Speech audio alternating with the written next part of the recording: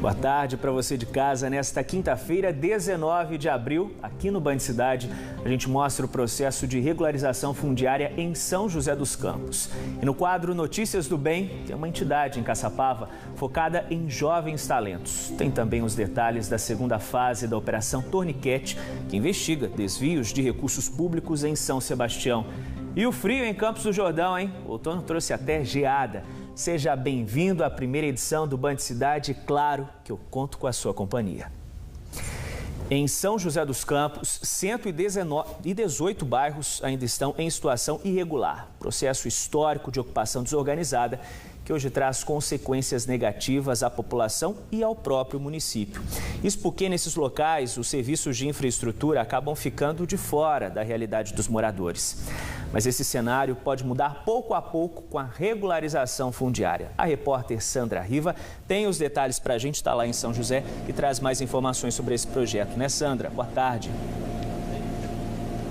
Oi, Baldinho, boa tarde para você, para todo mundo que acompanha o Band Cidade primeira edição. Pois é, a gente está acompanhando o início do processo de regularização fundiária aqui no bairro Costinha, que fica na zona norte de São José dos Campos. São 107 lotes que estão entrando nesse processo inicial de regularização.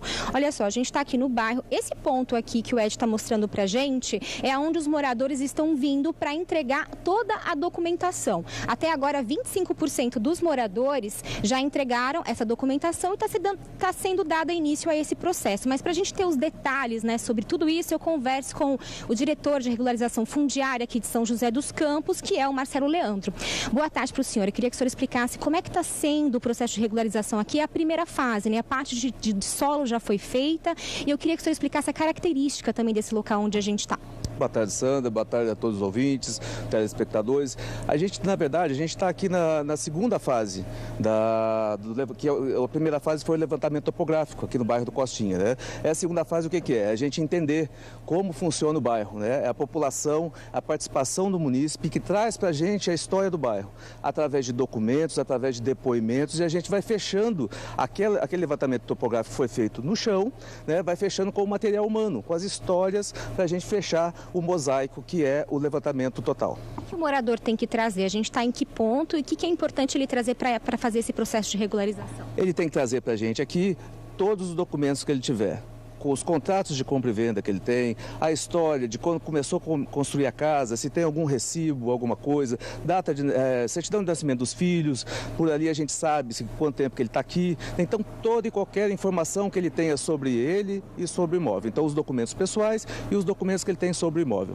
Entendi. Agora a gente está numa região, na Zona Norte, que está uma grande demanda para regularização fundiária, né? Você tá dois exemplos de bairros que a gente passou mais cedo. Buquirinha 1, Buquirinha 2. Lá não tem asfalto praticamente, a população sofre muito com isso. As crianças, né, que vão de van para a escola, a van não chega até lá. A gente já registrou uma situação bem complicada. Como é que é? Tem esperança para esses moradores? Então, a regularização traz isso, né? Aqui no Costinha, a gente já tem boa parte de infraestrutura já. Buquirinha 1 e Buquirinha 2, você acabou de citar, a gente está chegando para fazer.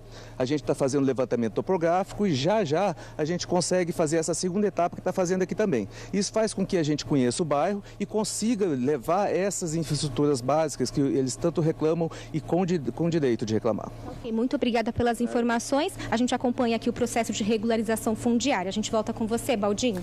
Ok, valeu, Sandra. Obrigado pelas informações. Nesta quinta-feira, São Sebastião é alvo da segunda fase da Operação Torniquete da Polícia Federal e da Controladoria Geral da União, que investiga possíveis desvios de recursos da Prefeitura e do Hospital de Clínicas da cidade. A ação cumpre 7 mandados de busca e apreensão de pessoas e de bens envolvidos, que somados chegam a quase 35 milhões de reais. O foco está em possíveis contratos irregulares na clínica de prestação de serviços médicos e no laboratório de diagnósticos, principais destinatários das verbas do Hospital de Clínicas.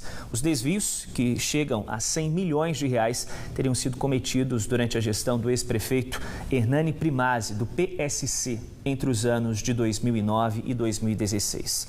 A primeira fase da operação foi realizada em novembro do ano passado. A Polícia Federal e o Ministério Público Estadual, por meio da Operação Prelúdio, também realizam investigação sobre uma possível contratação irregular em Ilhabela. A Prefeitura teria fechado contratos sem licitação como a empresa supostamente envolvida em desvios de recursos públicos em São Sebastião. O documento, firmado em maio do ano passado, previa pagamento de 13 milhões de reais pela destinação de resíduos de podas de árvores e de construção civil no aterro de Ilhabela. A contratação não teria especialização e licenciamento ambiental para realizar essas atividades. Além disso, o serviço já seria prestado por outra empresa no valor de 4 milhões e 800 mil reais, que teria tido contrato reincidido. Por nota, a Prefeitura de Ilhabela informou que há uma sindicância aberta para apurar possíveis irregularidades e que colocou os documentos necessários à disposição da polícia.